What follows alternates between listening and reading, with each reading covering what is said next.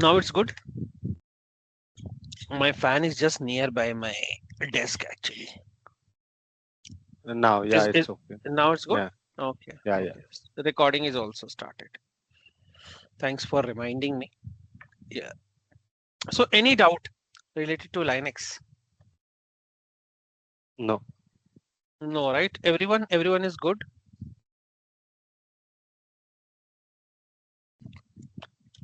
So uh, if we don't have any doubt, let's start very important um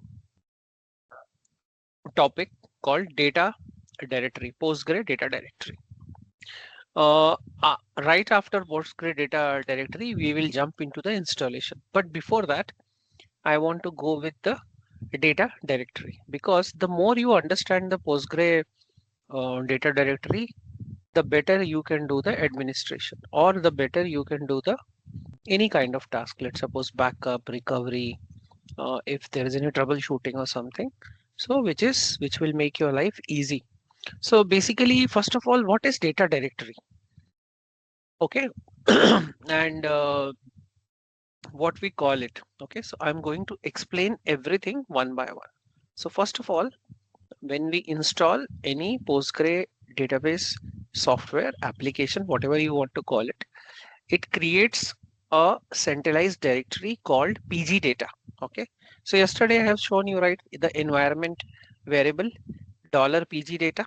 Okay, so if you go to any standard Linux standard Postgre installation, let's suppose this is my Postgre database server.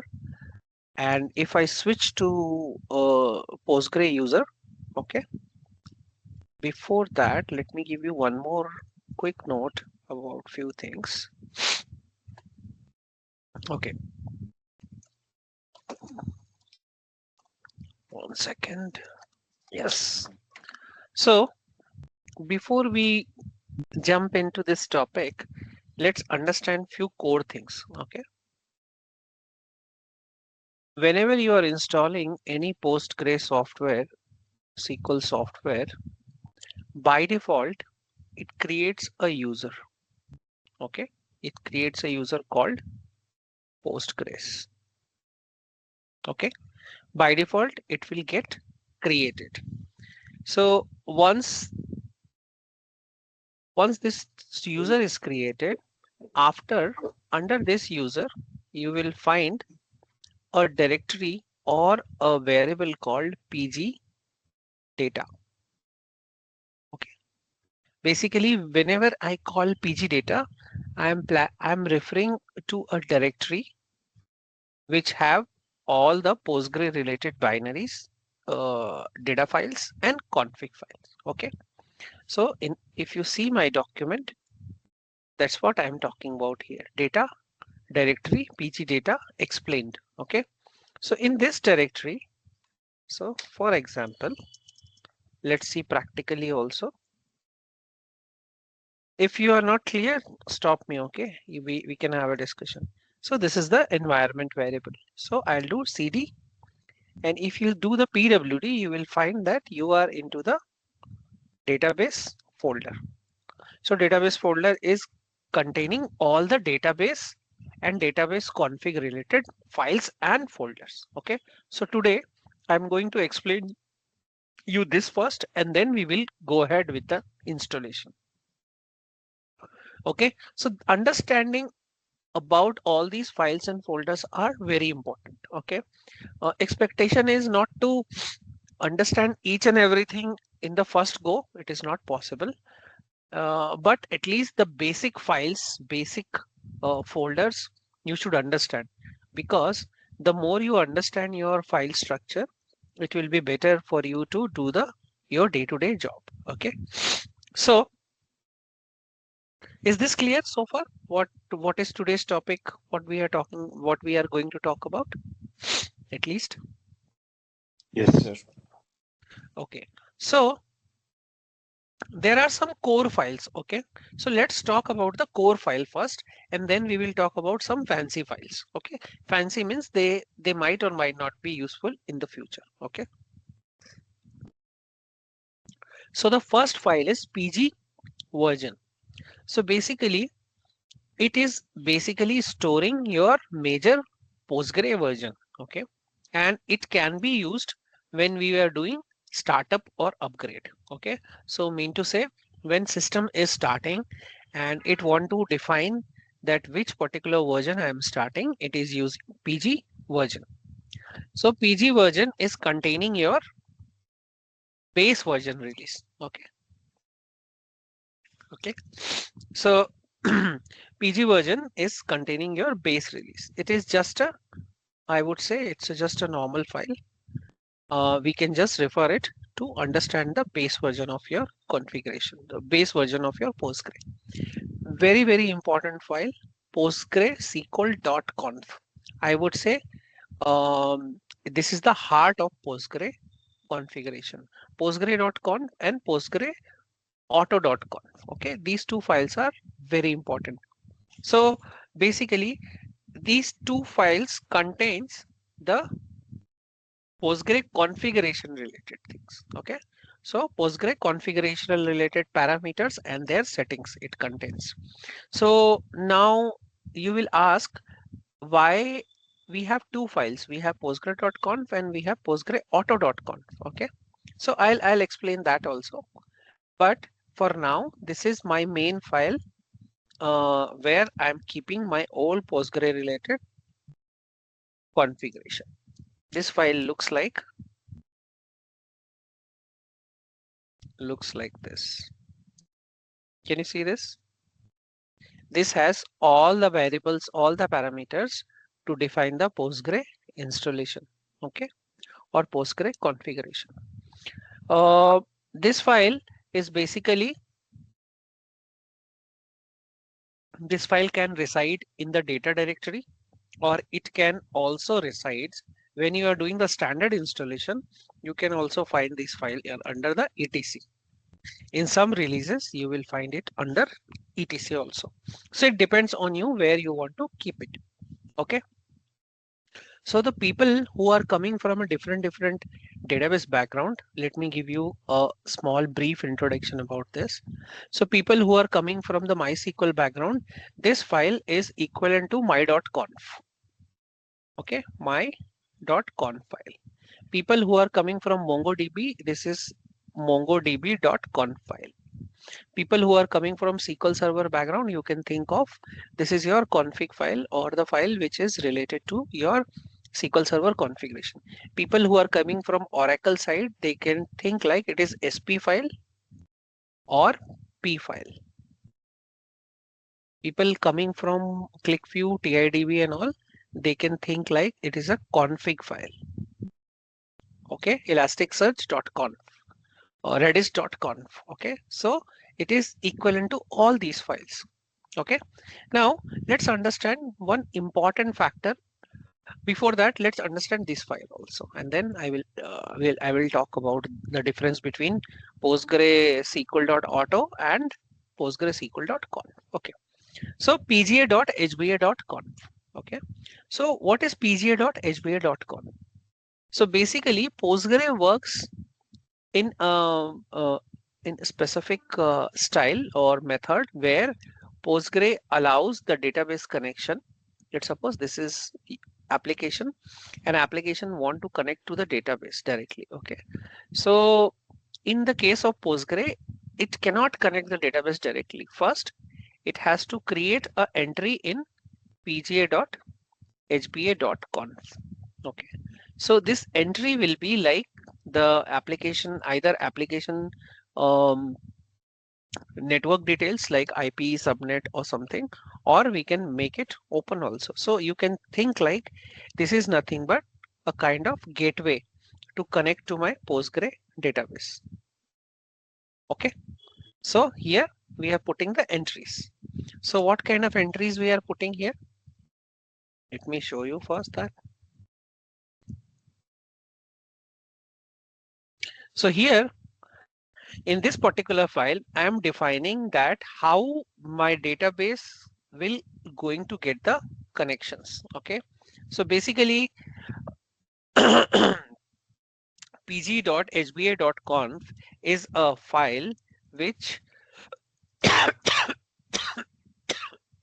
which is basically holding the connection details. In other words, you can say it defines which user, which particular protocol, which particular method. Okay, if you see this file, you will see 3 4 categories, important category: type, database, user, address, and method.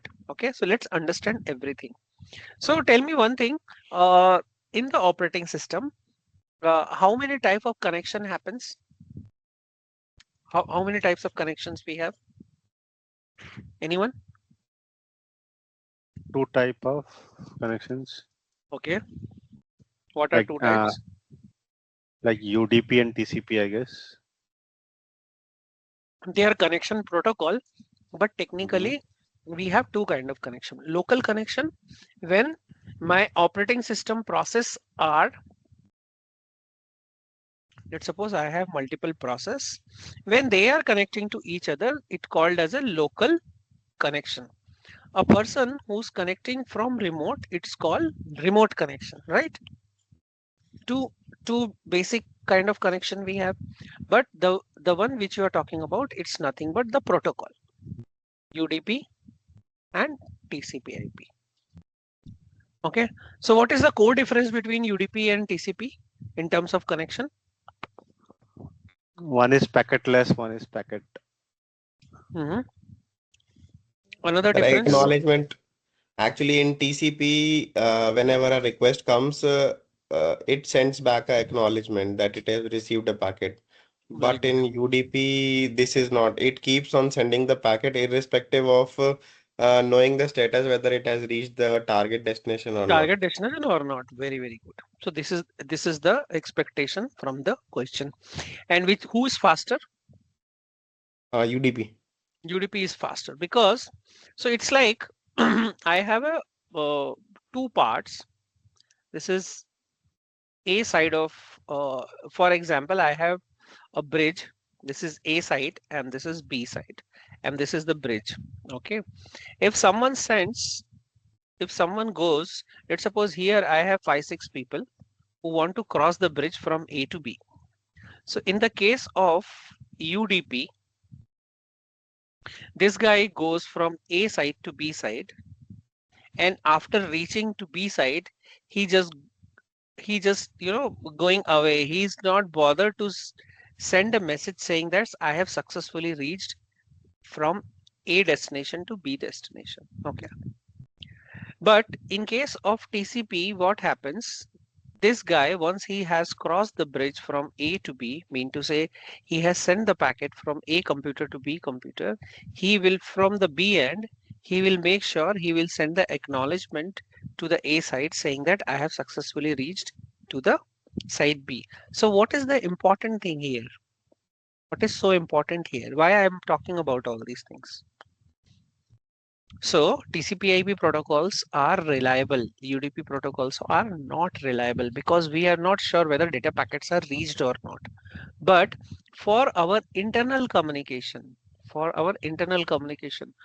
for the cluster to cluster communication, UDP protocols are very much appropriate because they are very fast.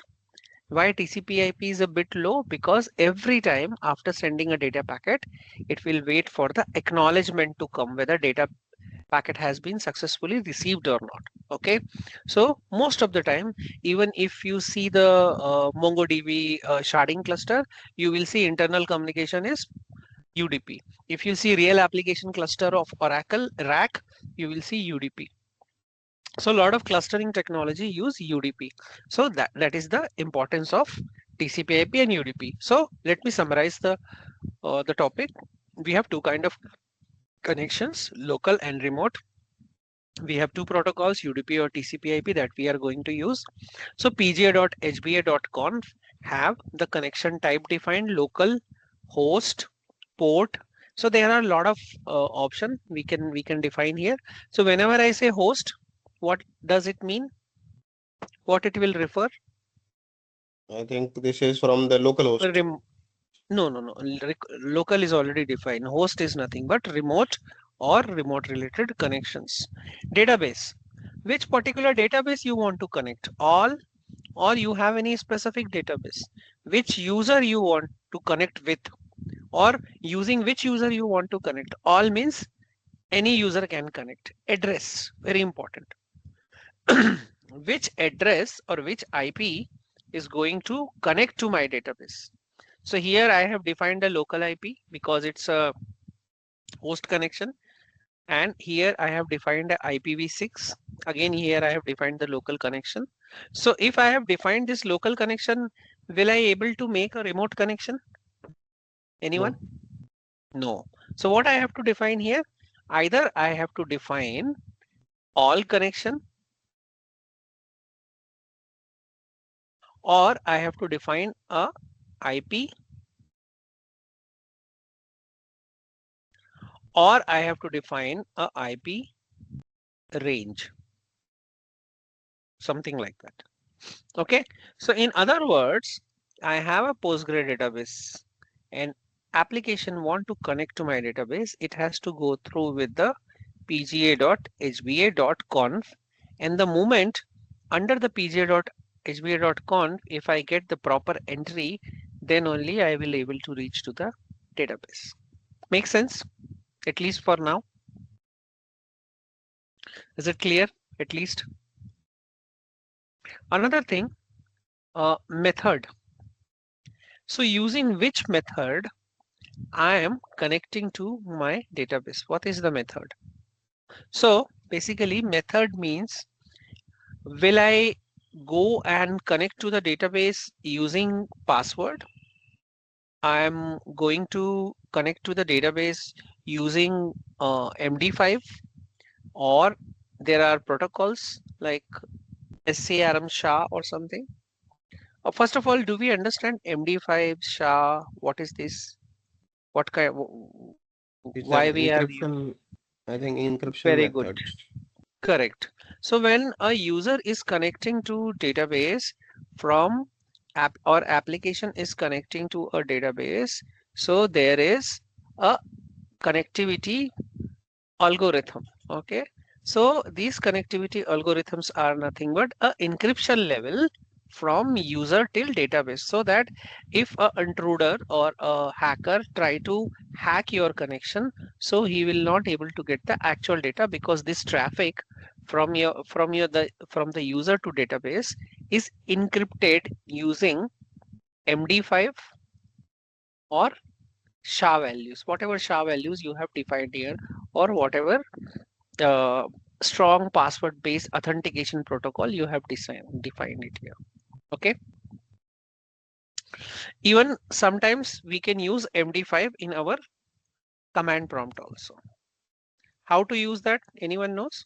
Sometimes we make a connection, right? Sometimes we try to create the connection or something. Let me show you. It's like echo welcome and simply MD5. So what is this? What is this? Any idea? So using MD5, if a message called welcome goes from A site to B site, how it will go? It will go into this. What is this format? What is this format? Alphanumeric. Very good. Alphanumeric. So basically, whenever I'm sending using this particular protocol and I'm sending welcome, my actual welcome string will not go. It will get converted into these alphanumeric values and it will go. In the same way, I'm using here MD5. So whenever someone is trying to connect, it will get MD5 authenticated or it will get authenticated by MD5 protocol. Okay. In other words, you can say password is hashed by MD5 hashing. Okay. So MD5 is little old hashing system. So nowadays in the new release, they are giving SCRM SHA 256. In some release, you will see SCRM SHA 64-bit, 128. bit, 256 bit. So basically this is nothing but a protocol which is making your password authentication strong or encrypted. Sometimes you will see a value here called trust. Okay. So when I'm configuring method equal to trust, it means no password is required to connect to the database. If I put reject here, it means if I put reject, what it will do? If I put reject, it means it will reject all the database connection which is coming from a specific IP or specific destination. Okay. And you can also configure these many values based on your requirement. Okay. But the important one is trust, reject, MD5, SHA value, password, and also it supports LDAP. How many of you know about LDAP? Anyone? What is LDAP? Anyone understand about LDAP? It is an open source alternative to Microsoft Active Directory. Very good answer. So basically what it does, it holds what it holds, LDAP. We can have the username and passwords and all defined in the LDAP. LDAP. By that only it will be able to connect to the any of the wherever it is configured. Correct. Very good. So basically LDAP is lightweight access directory protocol where we are keeping our user group related information. So if you have any LDAP system and you want to integrate with your Postgre connectivity method or authentication system, what you can do? You can you can configure LDAP also. Postgre is very advanced database. It gives you LDAP authentication system also. Okay. PG indent. What is PG indent file? So PG indent file is nothing but where you want to map your OS user with your Postgre user. So let's suppose,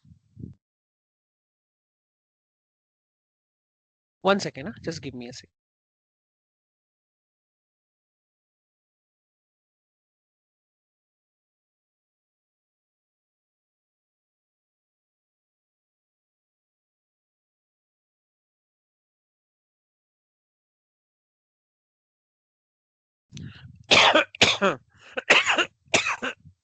So let's suppose I have a Postgre user. This is my database.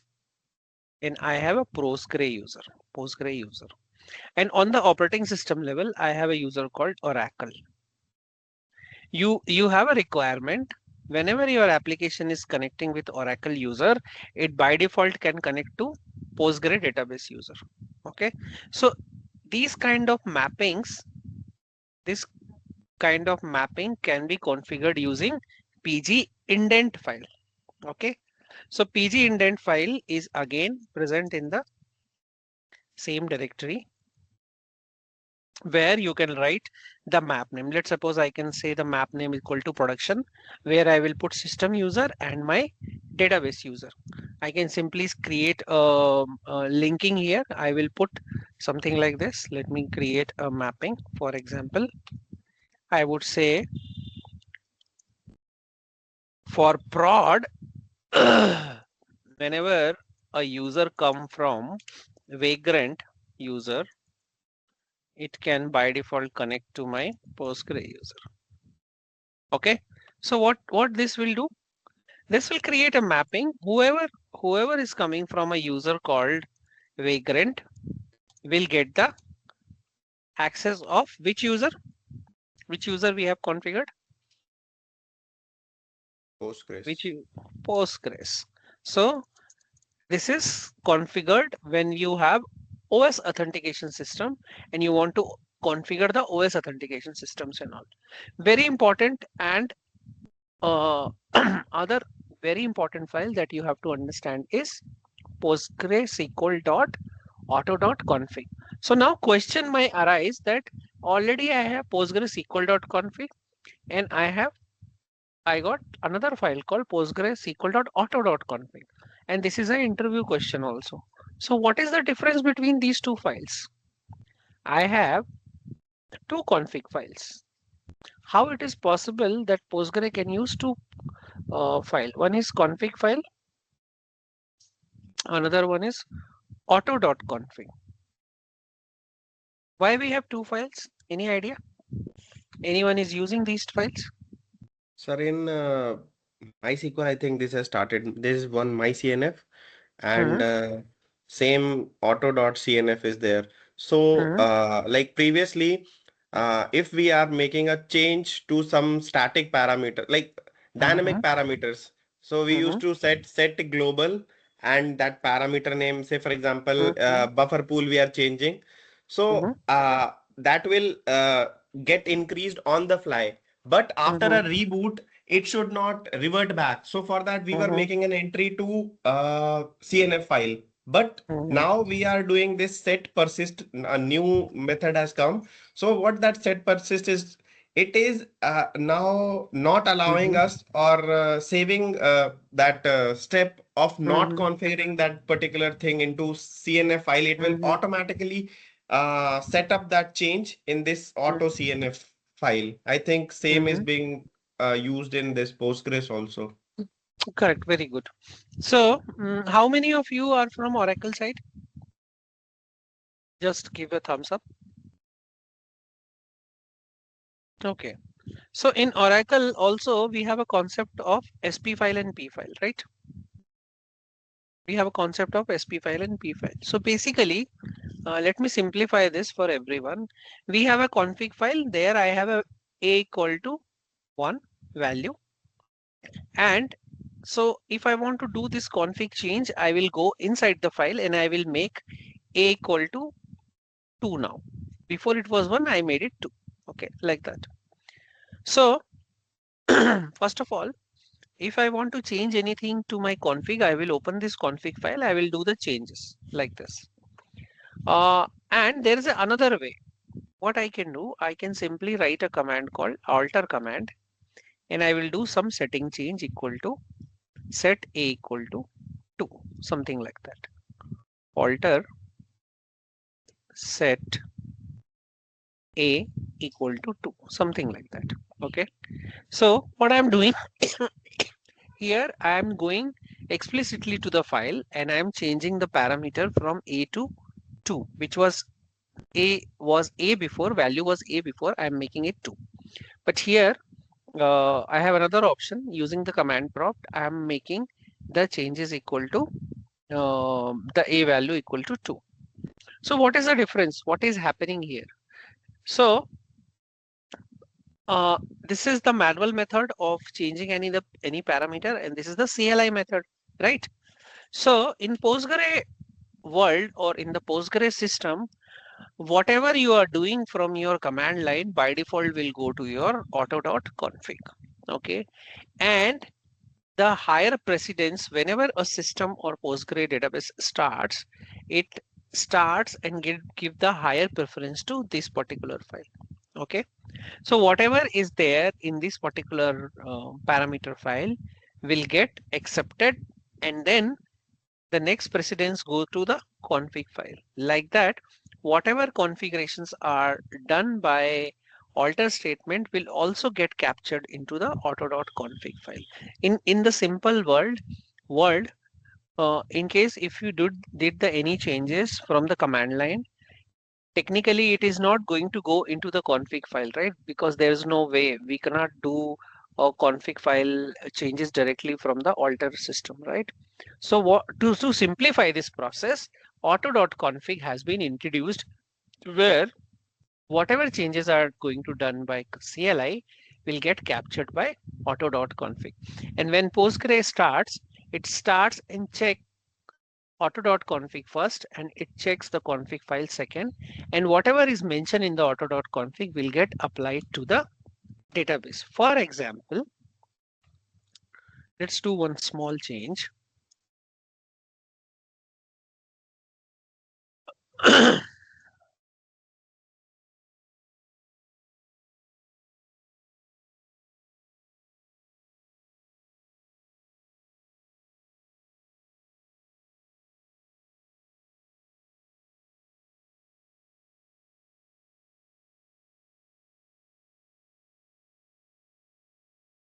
So here,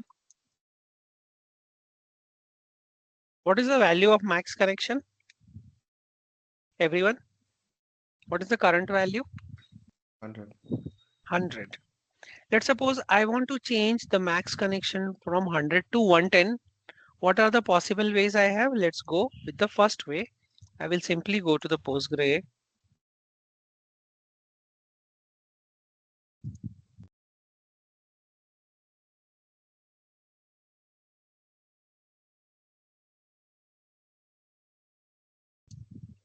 Config and max connection. I will make it 1.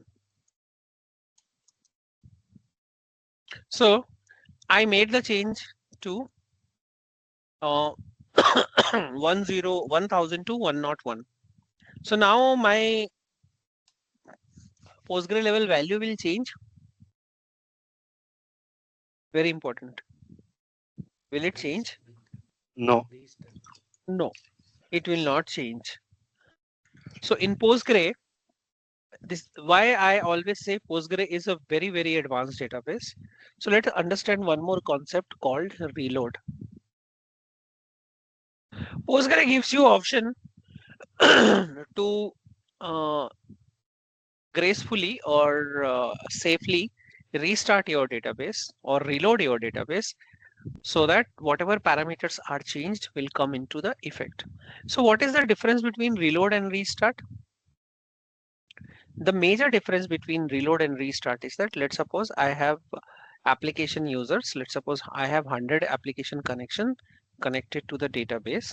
If I'm doing reload, these 100 connectivity or the 100 connection to the database will not get impacted or will not get any error or something.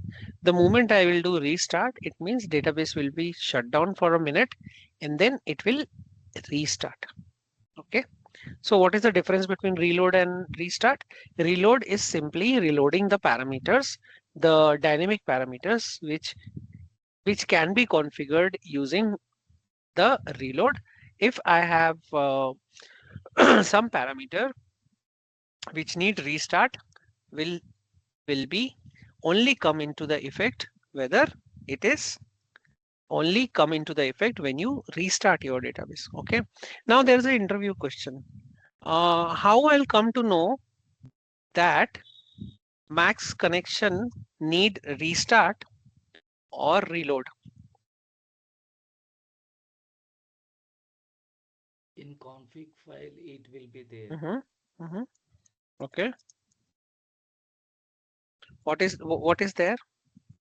Like if it is required restart and Mm-hmm. config file, it will be show the restart Mm-hmm. the Very parameters good. required restart. You have given the answer nearby, but not the exact answer. Okay. So basically, first let's do this one and then we will see that also. So here it is 101. Now what I have to do?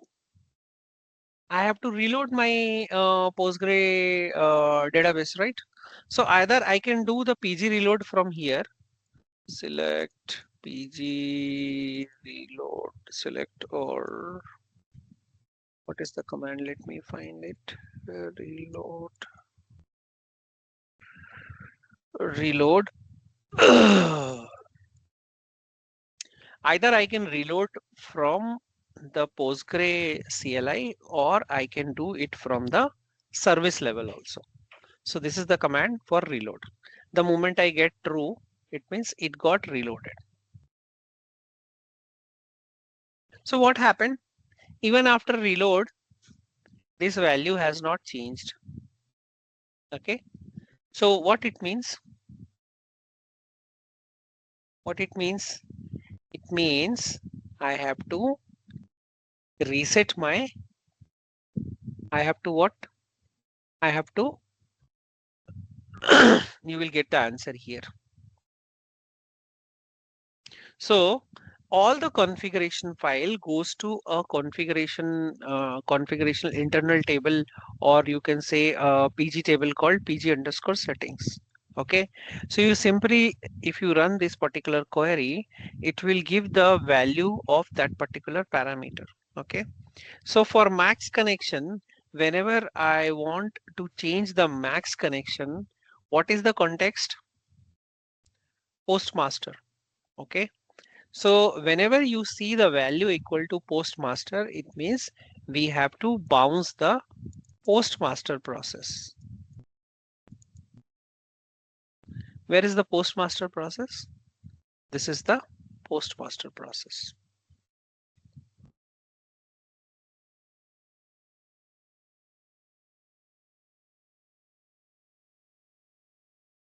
The main process. So if I want to restart the postmaster process, what I have to do? Postmaster process we'll read in the architecture. So postmaster process is the main process which starts the Postgre database. Okay. So let's understand this. If I want to change the max connection value and I want to identify whether I have to reload the database or I have to restart the database, I can simply go and query pg underscore setting context value with the name of the parameter and the context value. So currently max connection, and let me show you how many values are there so that it will be easy for you to understand. So let me do like this, select distinct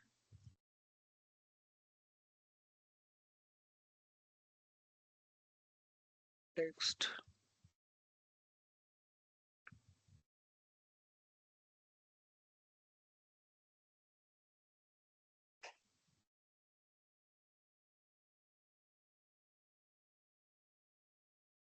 Distinct.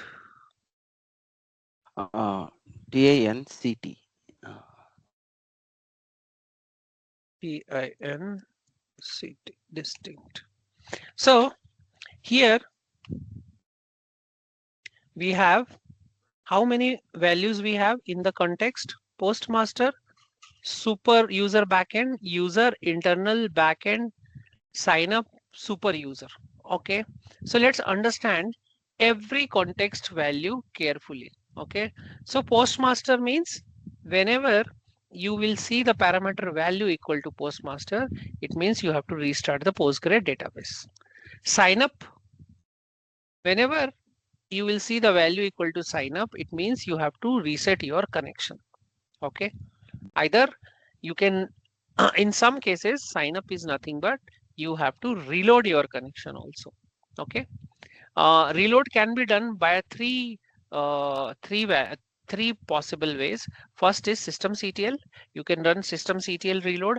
You can also do pgctl reload, or you can do the way we did it from the Postgre CLI itself. Okay, so when we will do the reload, and if my value is sign up, let's suppose work underscore mam, I want to change it to 8 GB and value is sign up, it means I have to go and do the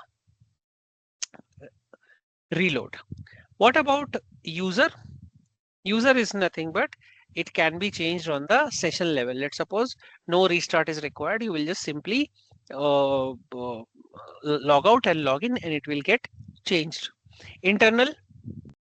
Internal is nothing but the parameter which is internally defined, and we should not change it directly until unless we have very strong case or we know what we are changing it, or someone has suggested us. Who's the someone? Mean to say, if you took the EDB subscription or Percona subscription, they want to change any internal value, you should you only go and change to that particular values where we have context equal to internal, or in other words you can say internal are the parameters which is managed by Postgre database itself. Backend is nothing but same thing, like Postgre have multiple Postgre have multiple stacks inside the database. So backend is nothing but the backend connection and all, which is backend parameters which is connecting to the Postgre. And super user, again for super user it can be changed using alter.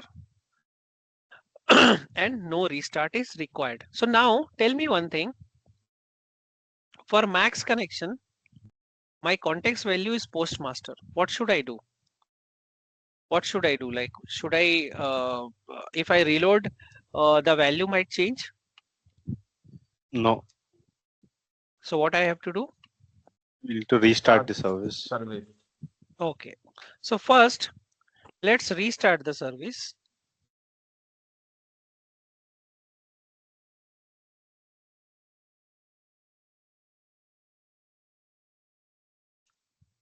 Okay, now let's see the value.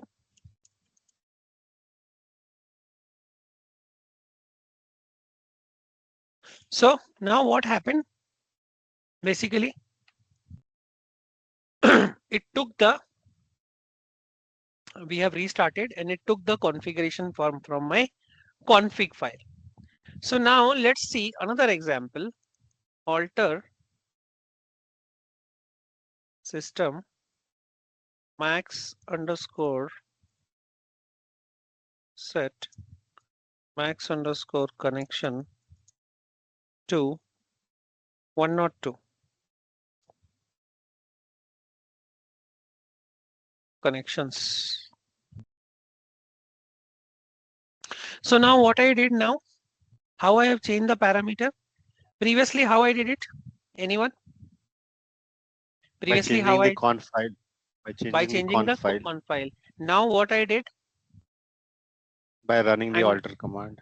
by running the alter command. The first thing, the moment I do any alter command, my PostgreSQL auto.conf will be updated.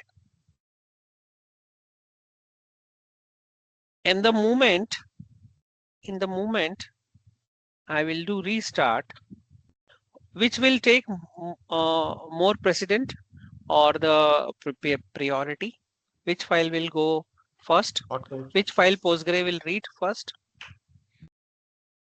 Auto dot, Postgres.conf only. no, it will read postgre.auto.conf also. See here. So now what happened?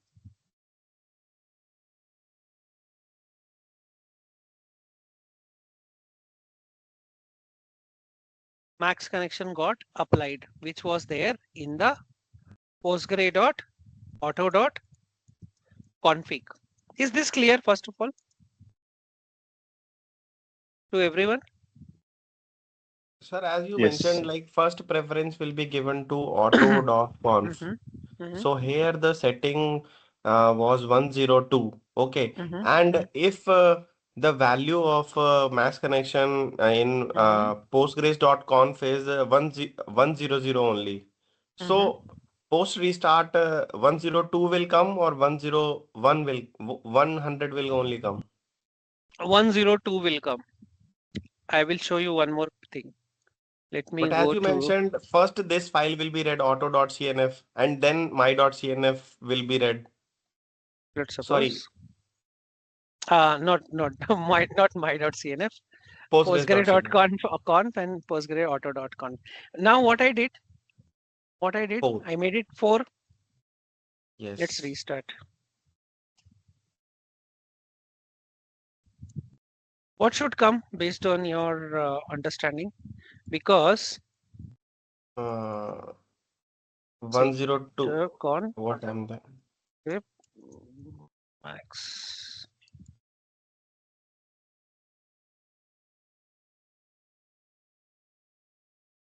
It is Basically, 101. in my conf it's 101, but in my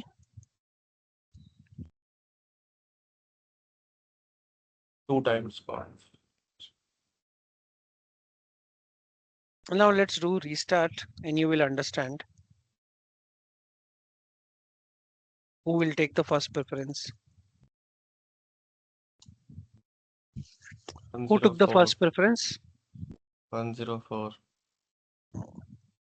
Okay. So what is the purpose? What Postgre is fixing here? What is the main purpose here? So let's suppose on runtime, today you are in shift A Sir, user in shift. Yeah, please. First. like I have, like I need one more clarification, sir, regarding this. Uh-huh. Like, Uh-huh.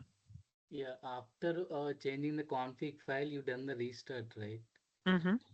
So, like what I'm saying is, for my clarification, like without one change the config file, and Mm-hmm. for config file give the 105, and in auto config file give the 106.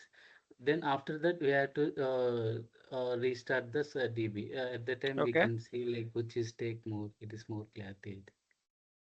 Vim. 1 second.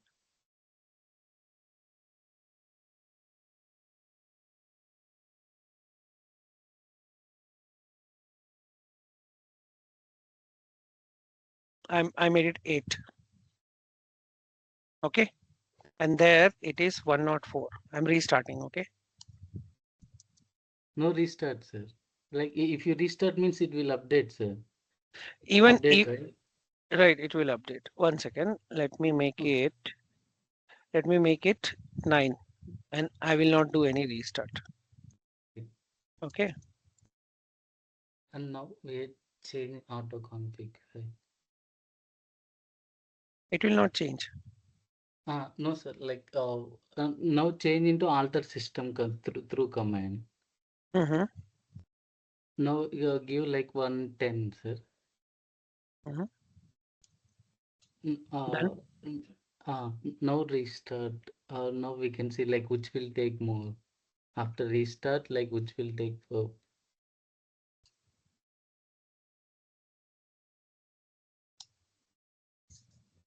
Oh, okay. Mm, mm, okay. It will took only like alter command first. Correct. So Yeah. what is the purpose that we are fixing here? What is the main purpose? So let's suppose we 4 or 5 people are working on the database. One guy came into morning shift. He changed the configuration file and he went away without updating anyone. So where should I see what he did? If he has executed alter system? Simple question. Auto.conf file. Auto.config file. So whatever he did, it will get captured in auto.config. Whenever database will start, the auto.config will be applied. Okay. But is this a right practice from the practice wise?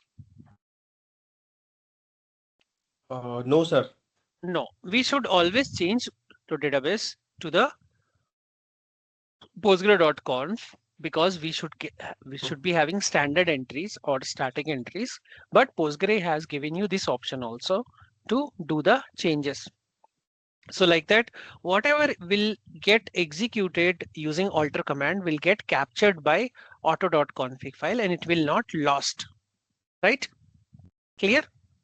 So this is the whole purpose of creating auto.conf. This is an interview question. That's why I'm spending this much time.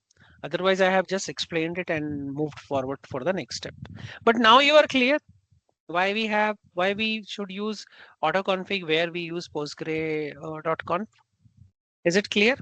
I think for the Yes. Oracle people also it will be very clear now because they Mhm. know they work with SP file and P file, so they understand.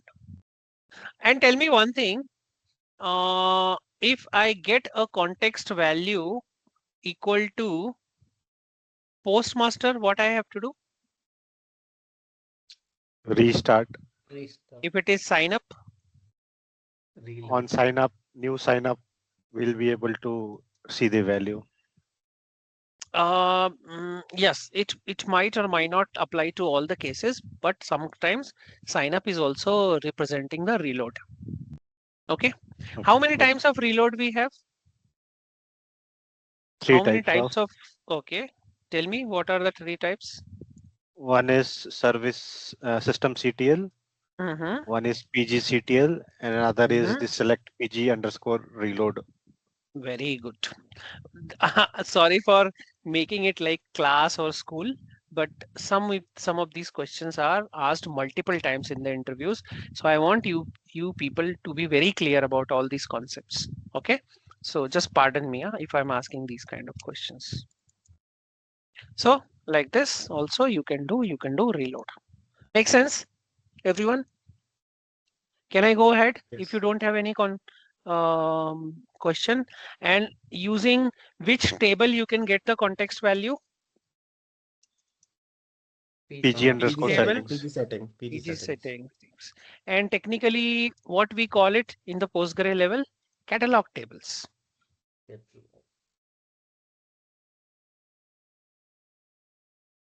So /d is describe table. We'll talk about catalog table. And what is the column? Context. Make sense, everyone? Can I go Just ahead? one question here. Mhm. Just like Oracle, we have P file and SP file, right? In case Mhm. of the restart, if you Mhm. want to get in sync that P and SP file, we'll just Mhm. create P file from SP file. Mhm, So right. is there any option like that here, like No, no. to keep? Okay. No, that option is not there. You have to manually do the diff, or you have to take the backup of your configuration file. But it's not like that you can create SP file from the P file, like Oracle create P file from SP file. No, that option is not there. And during the upgrades or Mm-hmm. changes, is it Mm-hmm. mandatory to take a backup of this? Like what kind of changes do we need to save this file? Okay, Is there so any very chances of very good corruption? question. Yes, very good question. So normally, if you are working for a very high level environment, mean to say you have thousands of server, millions of servers, so it is better to keep the configuration file on the Git every time and try to get it from the Git. Or if you don't have any version controlling system, you can simply every time you take the backup of your Postgre configuration file manually. Clear? Hmm. Yeah, got it. Thank you. And Yeah. sir, now in config file, it shows the Mm-hmm. 110 or 108. Some. It will not get changed. It will be Okay. persistent whatever we did. So if you see the Postgre, see here, Yeah. no one can change the auto.config, only CLI can change and using the commands. No, sir, in config file. Mm-hmm. Config file, no, it will not get changed. That means like we modify config file into 108. Sir. After No, that, we change into one. see, it is not changed 109. Okay. No other process can change anything until unless you are doing it. Only auto.conf will get changed if you do anything on CLI level using alter command. That is the thumb rule. Okay. Clear? Yeah. Okay. It is very S- important. Yeah, please go Abhishek, ahead. so you told that you should, if you have multiple servers, right, you should keep Mm-hmm, your config in Git. mm-hmm, So how does it like how will it read? Suppose we want to restart. So mm-hmm, is it that it will read remotely, or we should keep the only for versioning we should keep it in the Git, whereas mm-hmm, we should keep the latest file in the server itself? Very good question. So basically, let's suppose you are using GitHub, okay, and this is your repo, config repo, basically where you are storing all your Postgre related configuration, and this is your folder, okay.